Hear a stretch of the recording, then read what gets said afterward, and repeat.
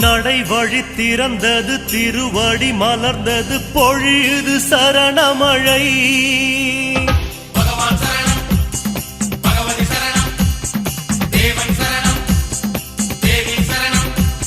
நடை வழி திறந்தது திருவடி மலர்ந்தது பொழியுது சரணமழை. ஹரிஹர சுதன் பதம் அடியவர் விழுந்திட உருகுது சபரிமலை. ஐயனின் காடு ஆனந்த வீடு திறக்கலாச்சே தீபங்களோடு விடியல் பிறக்கும் முன்னே